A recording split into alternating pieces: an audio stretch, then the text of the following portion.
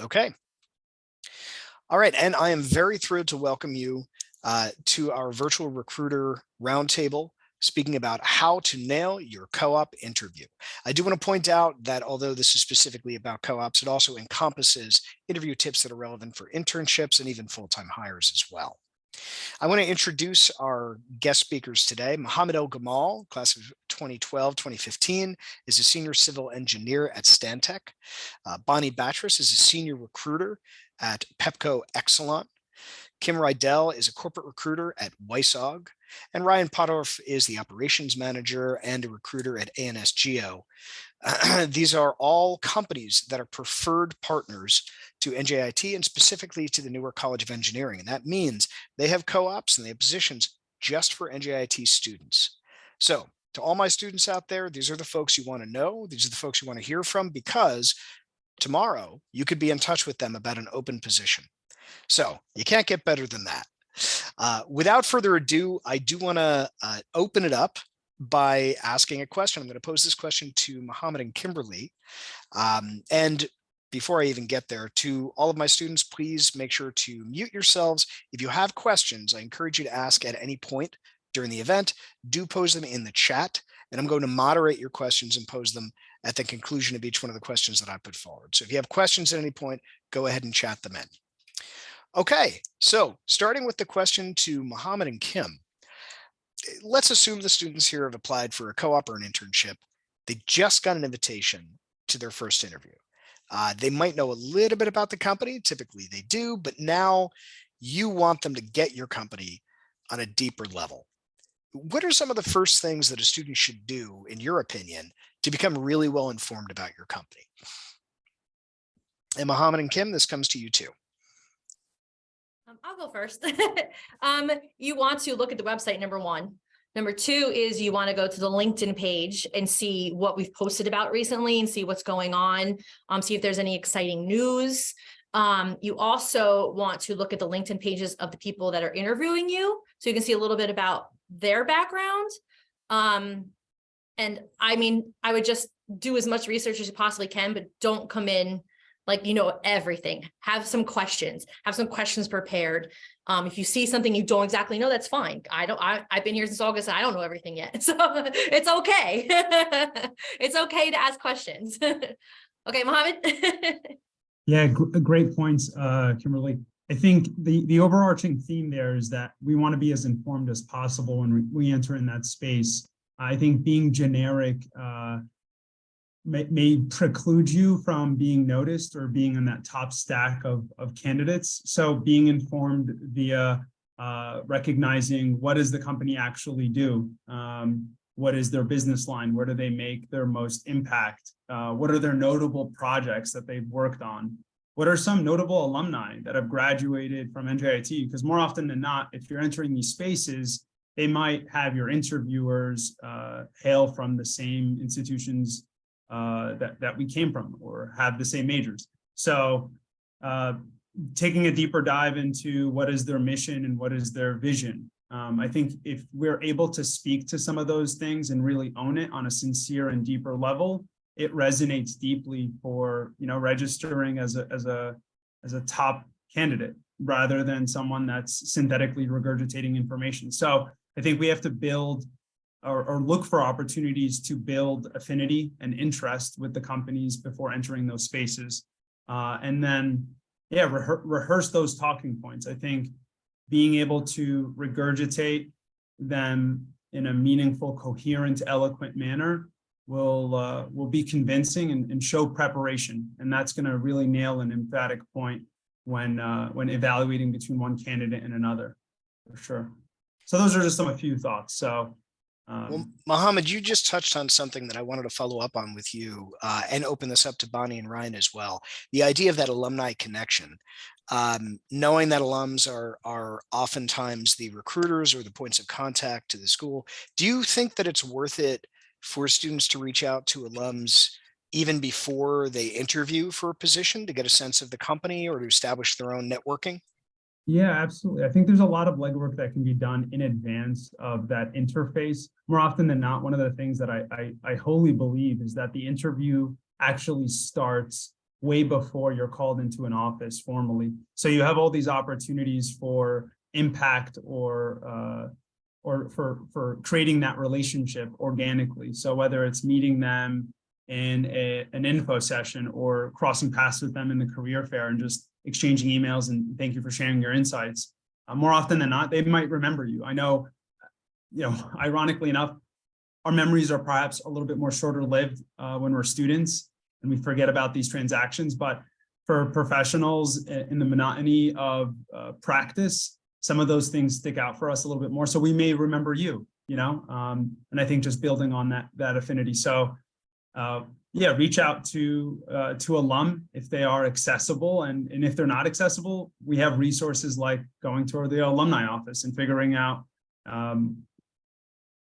where that cross swath of company representative and perhaps major that you share with them that you can kind of touch base with. So. And Kim, something you mentioned was looking on social media. Having hosted the career fair this past Tuesday, I saw there was just an enormous amount of activity. Are there particular social media platforms that you think are more relevant if a student wants to find out mission and recent activities from a company? So yeah, definitely LinkedIn on the professional level, because a lot of us aren't on Handshake. So yes, definitely LinkedIn, and it's okay to shoot a message or like to request them and say, hey, I look forward to meeting you on this date and this time. See you then, because that just shows that they're really looking. So I really like the fact that Mohammed said to touch on that. And also the alum, our president is a big alum, and a lot of the kids I talked to at the career fair loved our company, didn't know that he had a name on one of the doors. So it's about knowing and looking at the alumni. I love that idea, Mohammed. All right, so this is a lot of prep work, right? And one of the things I always felt very strongly about is that if you're going to succeed in an interview, 80% of the work you've got to do is beforehand. So by the time you actually get into that interview in whatever form, virtual or in person, you feel confident. But you can also practice to get to that point. So this question goes to Bonnie and Ryan. If you're talking to a student who is maybe a week away from coming in for an interview for a co-op position, what are the sort of things you would tell them to be practicing now for the actual interview itself? And here, I know one of our preferred partners mentioned something like, look, I wish the students were going to a speaking course, a public speaking course. Maybe, they could look at me in the eye a little bit more. And it occurred to me that it really should be better coming from you guys. If you're talking to students right now who might be interviewing with you, let's say next week, what are the sort of things they can practice right now to do a little bit better on that interview or to get an edge?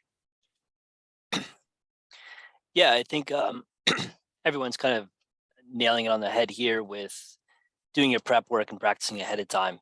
I've always been a huge proponent of finding out what jobs you actually want to apply for, and instead of going for quantity, that way you have time to do the prep work and the practice.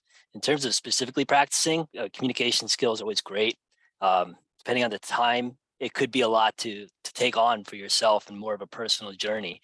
A lot of interviews are done virtually now, so that aspect is a little bit more awkward or taken away. I would kind of suggest knowing what is the most common things that you're going to be talking about. You're going to talk about yourself and your experience. Practice saying those things out loud. That way, when you get to an interview, it's not the first time you're doing it, and you're hitting the points you want to hit. Some companies might post job questions online. You might be able to find that information on Glassdoor, speak to classmates that might have interviewed there previously, or you might even want to reach out to the interview ahead of time and say, like, what are you guys looking for to learn about me? And they might give you a little bit of information there. I think the biggest bang for your buck might just be making sure you're practicing things that you know are going to be covered. I would not have thought about the Glassdoor thing. but I've seen that actually, where the Yeah. other folks who have been interviewed have asked those questions. Bonnie, what about you? So I know that we just got past a co-op cycle where we had several students interviewed down at PECO-Exelon in Philadelphia. What are some of the things that you would recommend a student practices now if they were about to go on an interview? So at Exelon or PEPCO is an Exelon company. We do behavioral interviewing.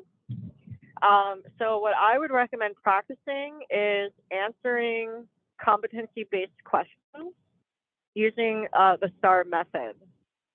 If the STAR method is new for you or something you've never heard of, I would definitely recommend like doing a Google search. It is not, it is something that other companies use, so it's not just specific to Exelon, but essentially it's the format and how you should be answering the question. So STAR stands for the situation or task, so kind of explaining what your situation was. The A is for action, so you'll talk about the actions that you took, and then the R is for result, so like what was the end result of that situation. So essentially with the questions, you'll want to really hit on all of those points: the situation, action, and result. And if that's something that, you know, not all companies do that format of interviews. So I've had a lot of students say, oh, I've heard of that, we covered that in class. I've had others say, oh, like this is my first time doing that format of interview. If you actually YouTube search competency-based interview or STAR format, you can actually find a lot of videos that have examples of what a competency-based question would look like, and then how you would answer it using that STAR method. So I would definitely recommend kind of practicing just answering sample questions using that STAR method so that that is not like new for you. And I found a lot of really helpful videos on YouTube with that. So I think that would be really helpful. And then also what I find to be helpful is having your resume handy with you during the interview. I know sometimes you may get nervous. You may have it in your brain somewhere, but you have like brain freeze. So if you have your resume with you, you can kind of reference that or glance at that to think about like, okay, what example do I want to use in this? I want to use this project. And if that project's on your resume, that can kind of just help to jog your memory.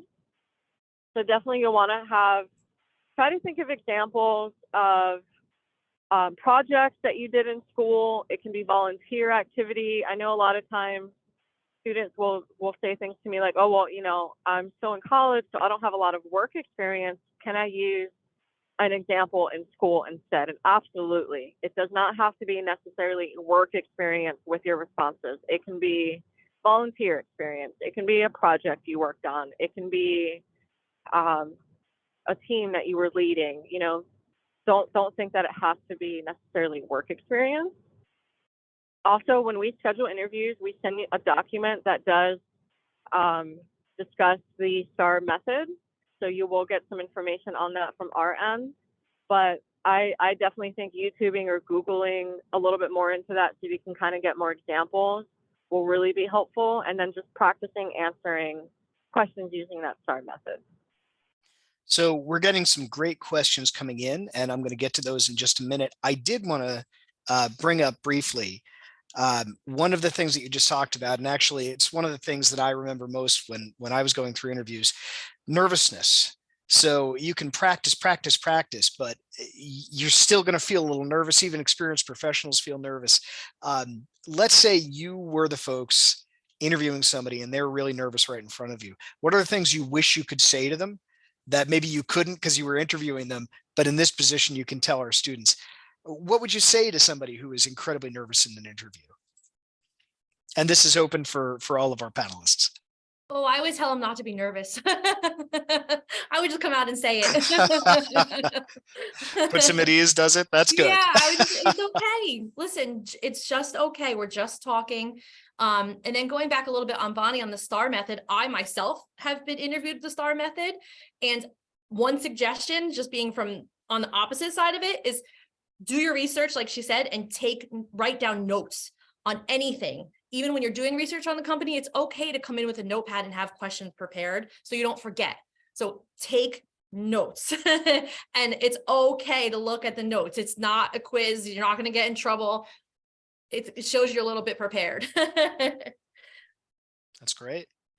All right, so I'm going to jump into some of our student questions. So we've structured our event today to keep it relatively brief and moving. And what we did was we talked about preparation. Now we've talked about right before the interview, what you should practice. Now we're going to go right into what the actual interview process is like. And the student questions are leading right into that. So Mina Awad has a great question. She said, what are some of the good quality questions you were asked by a student in an interview? I know this is one of those things that gets tossed in, well, do you have any questions for us? And everybody thinks, okay, I've got to think of some good ones. So what are some of the good quality questions you've been asked by a student in an interview? And this is open for all of us. Yeah, Mike, step in here. To be frank, I think questions that are asked at all are great. Sometimes it's an opportunity that never even comes up, so people never think about using it.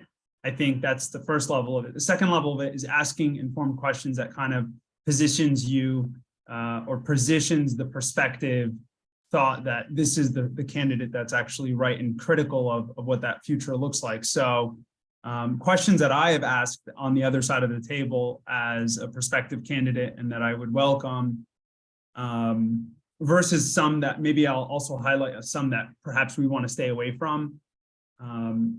What does success look like in the first 3 months of this position, right? So this way you can kind of benchmark where you want to be able to put your goals and show them that you're goal oriented to be able to hold that metric, for comparison or working towards.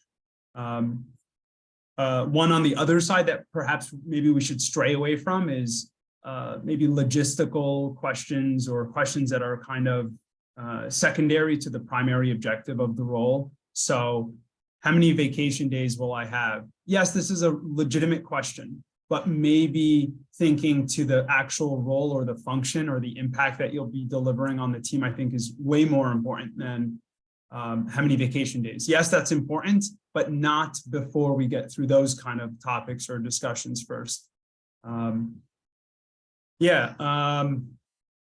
Those are some of the, I guess, the few that came up. Maybe it spurs a thought, but I'll pass it off to anyone else. And Bonnie and Ryan, any thoughts about that? Any great questions that were posed to you by the students? By the way, Mohammed, I love that comment about the vacation because there's a time and a place, and it's a good question, but you've really got to figure out when you ask something like that. Sure.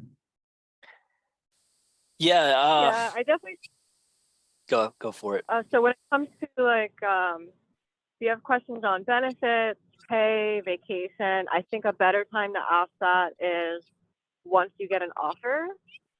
Doing the interview, I think, is more of an opportunity to learn about the company and allow the company to learn about you.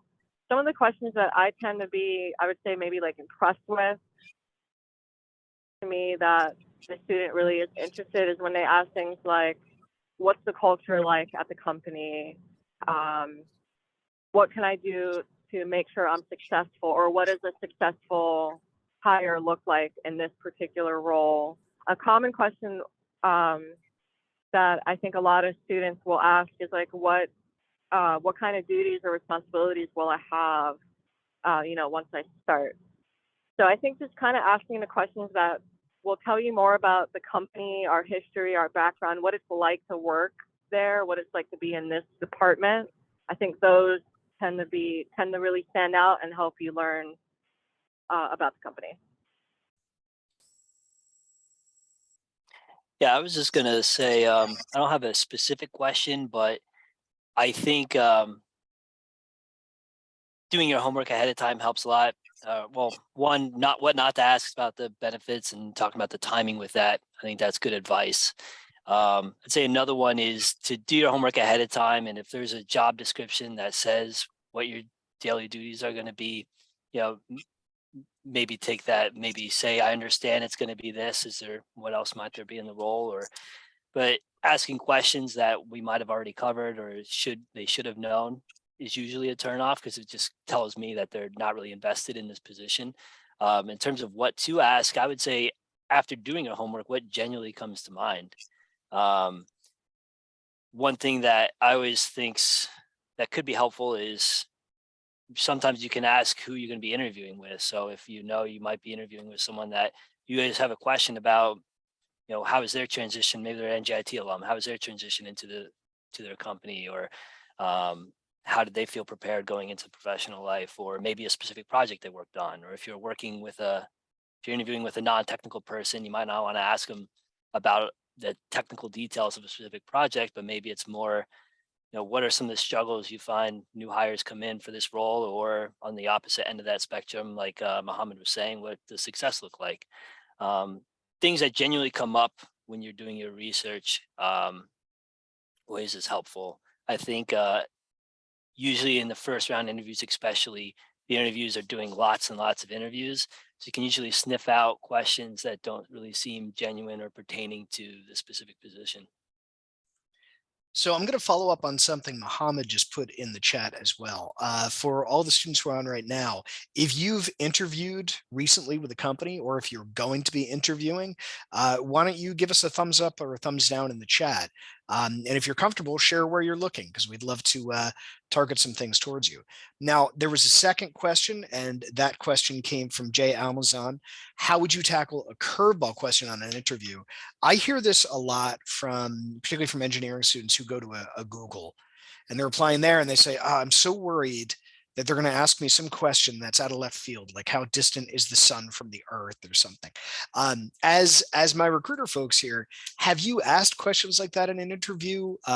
If you had a question that you think is maybe kind of a curveball, how would you advise students to work with that if maybe they don't know the answer 100%? And why don't we pass this to Bonnie first? So we wouldn't ask anything that out of left field, but I think what does tend to maybe confuse candidates is because they're competency-based questions, they're not always necessarily going to be like, oh, tell me about your experience, doing this type of work. It's going to be like, tell me about a time you worked out an agreement with a peer. And you may be thinking like, why am I being asked this? What does that have to do with the job? But just keep in mind that it's really more asking about that competency, which may be like working with others. So we may be really asking you, how well do you work with others? Whereas you may be expecting a question that's like worded differently. I always tell people when they interview, like, if you can't think of a response right away, then we can always come back to the question. So, you don't have to go in a specific order. We can always skip it, come back to it. And then sometimes it may be like, hey, I don't have experience, but tell us what you would do in that situation. So it may be situational. Yeah, I could see that is kind of a curveball in a way, or at least a curve away from what you might have been preparing for in terms of an actual interview. And it touches on that sort of what people now call soft skills as well. How are you collaborating with people? I'm curious, Kim, if that's something that's relevant to you as well when you're hiring, particularly students for co-ops or internships. Are those questions that you ask? You're trying to suss out how they interact and how they're going to be part of the team, as well as whether they're competent at the position itself? So I don't, but I do have my engineers come in, and I've never sat in on with them. So I probably should to see how they're, but in all honesty, if you get thrown a curveball question and your brain just goes to mush, just say, I don't know right now, but I will get you that answer. Can I please have your business card so I can send you an email, and send them an email as soon as you get home? Thank you for meeting me. Here's my answer. Boom. At least it's there, and then you've done it. I mean, sometimes we just go to mush and we don't even have an answer. So, and it's going to happen. And I think as we interview, as we're asking you questions, we understand that you're not going to be prepared for everything, because it's going to be the times you think you're totally prepared and you're not. You just always want to prepare as much as you possibly can.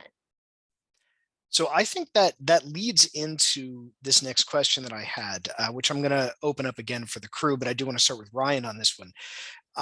So a lot of the students on here are specifically looking at co-op and internship. And one of the big questions I get from students when we first start talking about this is, hey, I feel like I don't have experience yet. So I'm a student. I haven't been out in a full-time job. What am I supposed to say? The first thing I usually say is, look, this is your experience, right? You're learning, but also maybe there's a lot more experience than you've had than you realize. So Ryan, I wonder if you're talking to a student who maybe is interviewing for a co-op or an internship for the very first time, what are the sort of things you would want them to suss out as experience if they haven't had a job previously? Yeah. I think realizing that, especially at the internship and co-op stage and entry level, a lot of what employers are looking for, or at least us, is just being able to find people that are able to be a working professional. And that doesn't necessarily have to do with your technical expertise. And I think a lot of people that we interview try and they put their experience down and they don't really highlight these things enough. They try and speak to just what their technical experience is. And there's I would say, work whatever job you have as if it is your career, because you're going to be learning skills there that are going to be useful to highlight, as well as just useful for you moving forward. I've had very few, almost every job I've gotten has been from me being in a workplace and then being offered a job while I was there. You never know who you're going to be interacting with, one, and two, that's you practicing there. Just being able to keep organized, be able to prioritize tasks, communicate with others, showing up on time. Like, these are things that are really important to employers, especially at the entry level. If you didn't have a job in the past, you can speak to, you think of you studying and being a student as what your job is, and there's still a lot of things you could be doing. You could be participating in extracurricular activities. You're managing a schedule. You could be setting time aside for studying. I guess just practicing, I don't want to be condescending, but like adult behaviors, I guess is how I would say it, are important, because it is a time that you're transitioning into becoming into a professional. And these are the things that really can springboard your career. And once you get into the company, that's when you can start building out your technical knowledge. So Ryan, you said something, and I'm going to ask Mohammed now, just to follow up on this. One of the things you said was, hey, I come in on time, right? Getting that point across. So if you're the student, maybe it's tough to say I'm punctual, but you know how important that is to say. And you also said studying is a full-time job, which it is. Mohammed, you and I have been talking about this for years. Because NCE and NJIT are such rigorous institutions, and this is so much time, how would you translate that? In fact, how did you translate that when that is so much time that it is a full-time job? And when you're interviewing and you can also say, but I'm also good and I've got time management skills and I show up on time. How did you convey that in an interview? Yeah, so, part of, I'm a very strong believer in the notion that every experience is qualifiable experience. So whether it was being the clerk at your local convenience store, or processing paperwork in an office setting, it's important to not, or at least it's important to be able to acknowledge some of those relatable customer service and core skills that Ryan was alluding to that make us the commiserate professionals that would allow us to succeed. I think as students, we tend to put a lot of focus on our technical competencies and our acumen. So we're trying to overcompensate or sell that first and foremost, that I am familiar with this program, I am familiar with these classes, I do have all these things, and I understand it. That's great, and that's a very important attribute to really put forward. But I think it's also, that we recognize that we're going to train people and we're going to bring you up to par on the way that we do things in our company and in our industry. So whatever standard you learned it as, we'll be able to guide you through that process. I think the prerequisite is that you're open-minded and you're willing and you're enthusiastic to learn. How do you market yourself? And maybe pointed to get back to the original question, how do we market that student experience? I think looking deeper than you know, the makeup of being a student is comparable to that of a professional. You have, instead of having one boss or one project at a time as a professional, maybe we have that luxury. As a student, you might have 6 bosses and 6 commitments and deliverables that you have to complete, whether they're project-based and performance-based. So yes, a GPA isn't everything, and I'll be the first one to tell you that, but I think a GPA is also an indicator to how seriously we may take our profession at a student level. Because if someone asked you, hey, what is it that you do? You know, someone generically, like, who are you or what do you do? You'd say, I'm a student. And one of the quickest qualifiers to that is your GPA. Now, that's not to say I really want to be able to just balance this. It is nuance. It isn't everything, but we should demonstrate how we're utilizing and that opportunity for being the academic or the professional to be. So we all have experiences that we can share and highlight on in those interview settings that would correlate one-to-one in the professional space. So it could look like, what did you do on this project? Or how did you collaborate? I think someone mentioned previously, how did you collaborate with your peers to achieve a common goal? Or more importantly, how did you reconcile a discrepancy or a difference of opinion or a lack of production? And how did you compensate for that so your goals still weren't compromised as a team? I think just recognizing that we're all building widgets on both sides of the industry, and it's just marketing that as such. So whether you were offering customer service as a clerk in your local ShopRite, we're offering customer service in one-to-one to our clients that might be government stakeholders or agencies or private enterprises. So everybody is going to remember how you make them feel and how you take care of their needs. And I think that's important to develop, like you were saying, Mike, those soft skills and those interpersonal spectrums as we're balancing our academic priorities, which is incredibly overwhelming. Like I still have flashbacks and I think maybe there's a nightmare every now and then about like being caught off guard with all the academic pressures and workloads that are just like astronomical. It's not to say that we don't work harder in profession, we just get better at it. But as a student maturing in that academic space, it's quite a lot to contend with at times. So I hope not to lose that empathy for our students that work so hard at it. And I would encourage, all our colleagues to not forget, the duress that we may be under in that time and space. Well, Mohammed, 2 things. First, I'm going to steal that "we're all making widgets" line. That's definitely going to go in a recap of this event. And secondly, I still have nightmares about being in class myself, and I've been well out of college, thank God, so I can relate to that.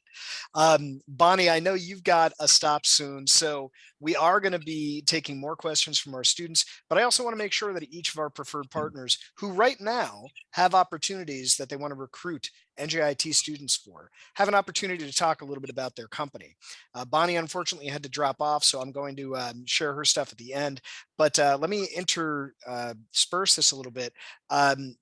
Kim, why don't you tell us a little bit about, very briefly about your company and some opportunities that are available for NJIT students right now? Sure. We are Weiss-Aug, and we have 2 locations in Jersey. We have East Hanover and Fairfield. I feel like I did this all day Tuesday. I know you did. I saw it. And we got our start actually in automotive, and we do a little bit of aerospace in East Hanover. Fairfield, we're all medical devices, and we make precision parts from stamping precision parts. They're very, very tiny, very, very precise. Dieter actually is an NJIT graduate. We've been in business for 50 years, and he started the company from the ground up. And the way he explains the parts we make is we don't make the watch, we make the tiny, tiny parts that make it go. And I loved that. I was like, I'm using that all the time, and I do. And, we're just growing. We have a couple locations in Elk Grove Village in Chicago, outside of Pittsburgh and Colorado. So, and we have co-op positions. Definitely. We need in this location, we need a couple mechanical engineers, and the same in Fairfield. They like the biomed students where mechanical engineers, industrial engineers, We're going to need a design engineer because he's going to get a co-op whether he knows it or not. And probably maybe in automation too, in our automation department. So That's outstanding. yeah. And Ryan, why don't you tell us a little bit about your company and some of the opportunities that might be available for students as well? Yeah, so I work for ANS-Geo. We're an engineering consulting firm based out of South Plainfield, New Jersey. Is the office closest to NJIT. A large portion of this office is NJIT alum, and so we welcome more applicants. We specialize in geotechnical engineering. We do work all over the United States actually, but we do have a lot of work in the New York City metropolitan area as well that we do. A lot of renewables engineering, so work on solar farms and wind farms. It's been really exciting. And we're growing our structural engineering department and site civils like stormwater, site grading, and permitting. So we have all those different departments for internships and co-ops, entry level. We're always hiring and we'd love to hear from you. And Mohammed, why don't you share a little bit about your company and some opportunities that might be available for students there? Yeah, absolutely. So I work for Stantec Consulting, and we're a multinational engineering architecture firm. Our headquarters, our founding base is actually in Canada, but we have a few hundred offices throughout 6 continents. We have 27,000 employees worldwide. Our closest office would be maybe a split between Rochelle Park and the Midtown Manhattan office, and that's the one that I work out of. And then we have another office in Wall, New Jersey. For the most part, I would say all our groups, especially within the engineering spectrum, are hiring. I think if we check those job postings, you will see quite a few postings for our New York City and our Rochelle Park office, at least to name a few. I'm still in my group. I work for the airport infrastructure group, and I'm actively looking for a co-op / intern at the moment as well. But yeah, with a company of this size, usually there's a high demand to support that backlog of work, and work happens to be fortunately good right now. So that equally translates to our desirability and need for great candidates. I think one thing that I say often is that even when we're not hiring, we may not be in the market particularly to hire, but we're always in the market for a qualified candidate whenever that presents itself, because we tend to see that onboarding staff, regardless of having an equitable work or backlog to support that staff, is just as important as being prepared when the work comes. So we're always looking for good candidates, regardless if we're hiring or not, is the short end of it. And to all the students here, we're going to be following up with this video to all of your classmates as well, listing out some of the opportunities of these companies. So I'm going to ask everybody who's on here to also promote these opportunities when we send them out, and make sure that you relate to your fellow students that folks are hiring and they're right here. So now you know who you can connect them with. We did get another question from Shub Sharafuddin. Is there anything I should do differently for a virtual interview compared to an in-person interview? Boy, that couldn't be more timely, right? As we're doing a lot more in-person interviews, but virtual interviews haven't gone away. This is open to all of our panelists. What are the big differences, and what do you think are some of the things that students need to know specifically for virtual that maybe is different than physical? I would say with virtual, just get yourself ready ahead of time. Usually when it's an in-person interview, it's kind of a controlled environment. Your cat's not going to jump on your computer, or there's going to be random construction going through your window. Not that these things are the end of the world, but it just might distract you and make you nervous as you're in the interview. So I would say get on ahead of time, make sure that you can log into the meeting, and you might have used the platform before, but maybe this time you're plugging in a headset. Maybe you don't have a headset plugged in. Just make sure that you are ready to go with the technology. And again, not the end of the world. If this happens to you, you don't need to freak out. It happens a lot. It might happen to the interviewer. That's with you, but it just might get in your head when it does happen. So just and if it does happen to you, just you can say something about it and move on. It's not the end of the world, but I guess that would be my one suggestion. And how about you, Kim? Any suggestions for virtual versus physical? That's the same thing I was going to say. Make sure things are charged. Make sure you're in a good spot where Wi-Fi is good. Same exact thing. And it's just preparing the same, but just making sure all your technology is ready to go.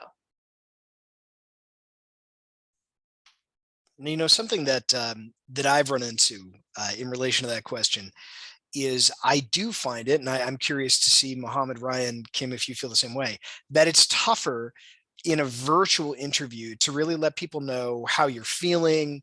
It's almost like you have to be hyper expressive in some ways to really convey what you're doing in a way where if you were sitting across from somebody, it would be much easier. Those visual cues that come across when you're speaking to somebody, it's so hard to translate onto the screen.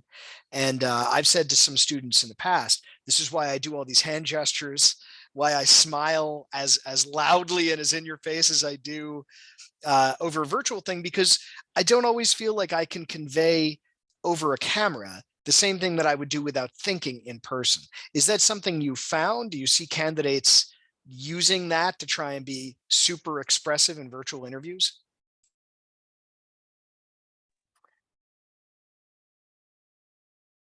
Yeah, so Mike, I'll chime in. It depends on the demographic. I've seen it diverge from group to group. So maybe my leaders that are a little bit more senior, they may be inclined to want to, there's a little bit more focus on building relationship or building comfort, that organic feel or pace remotely. I tend not to find an issue with a lot of the candidates that I at least have come across. I think people are mostly agile. I think a lot of our students were, the silver lining, they built a lot of familiarity and comfort with being in the remote space for at least a few years, whether it was in high school or part of college. So just navigating that. I think you definitely lose out something. I think that is not necessarily appreciated as much in terms of having that personal connection. I think it's definitely a downgrade in terms of being able to excise your presence or just say like, hey, I'm here, and you have a good feel about you, or you give a firm handshake, or whatever those personal things were, or those personal touches were when you were in person. So I think we lose out on some of those things, but for the most part, in terms of opportunities, I would just say try to mitigate any of the risks from that virtual space. So like folks were saying, making sure you're good connection and your audio is coming through good. There's no echo. The lighting isn't distorted, kind of like this, maybe a little bit, I don't know. But yeah, people are more understanding. We don't all have fancy setups. I think that's the other thing. It's just like we're all coming from different places and backgrounds. So yeah. Okay, so last things last. If our students who are on the chat today are interested in pursuing a co-op or an internship with you, would you be willing for them to be able to reach out to you, or would you be willing to connect them with someone at your company that can answer questions? Yes. Yes. Yeah. Send a message on Handshake, because I'm recruiting for a lot of different positions, and it's not that I'm missing you or not looking out for you, but just send hi. I sent you my resume, and then I'll go and find it if I've missed it. So definitely send a message. That's great. How about you, Ryan? Yeah, definitely. I'm not as involved in the administrative processes with the interviews and the hirings. I'm not sure what's exactly up on Handshake right now, but I know we're looking. So you can contact me. If you can go ahead and get my information, I can get it to the right person, or go ahead and set you up. That's outstanding. Well, listen, folks, I want to thank you so much for taking the time today. Thank you for being preferred partners to the Newark College of Engineering and to New Jersey Institute of Technology. Thanks for devoting your time to talk to our students today. And to our students, thank you for coming here. It shows a level of seriousness and commitment, and I'm thrilled to see it because I want to make every connection possible for you to succeed professionally. And it's moments like this that can really change the course of your life.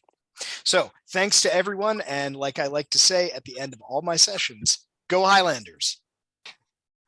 Right, take care. Go Highlanders. Go Highlanders. Bye, thank you.